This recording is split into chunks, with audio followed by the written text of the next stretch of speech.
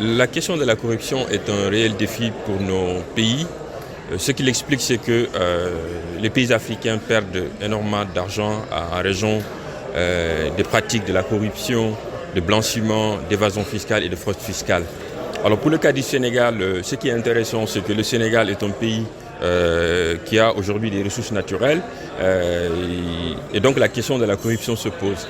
C'est pour cela aujourd'hui il est important d'analyser les vulnérabilités au niveau de la chaîne de valeur de l'industrie extractive, qu'il s'agisse de l'octroi des permis, c'est-à-dire la façon dont les contrats sont donnés, la question également de la collecte des revenus, leur affectation, mais également la question du suivi de ces recettes. Tout compte fait, il est très important de lutter contre la corruption pour améliorer la gouvernance des ressources pétrolières, gazières et minières au Sénégal.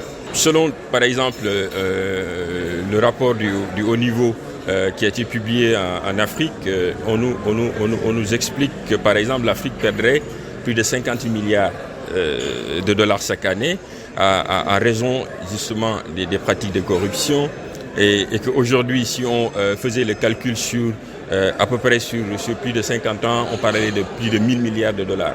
Et donc ceci aussi constitue de l'argent qui pourrait même combler le gap en termes d'aide publique au développement. C'est pour dire aujourd'hui, pour le cas du Sénégal, ce qu'on peut retenir, c'est qu'il y a des risques de corruption.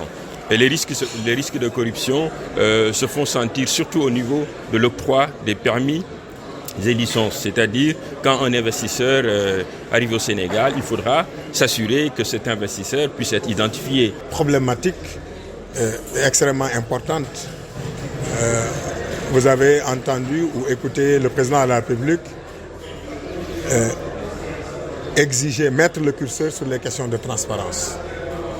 Il a même demandé à l'occasion de son adresse à la nation du 3 avril, il a demandé à ce que l'ITE puisse collaborer avec l'État du Sénégal pour aller vers des questions extrêmement importantes liées aux bénéficiaires effectifs et autres.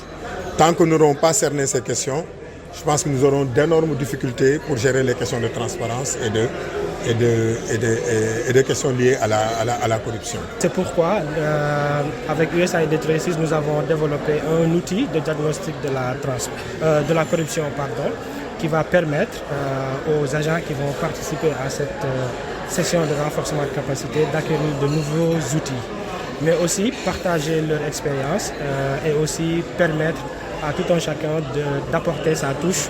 Et tout ça dans le seul but de renforcer la transparence à travers la lutte contre la corruption.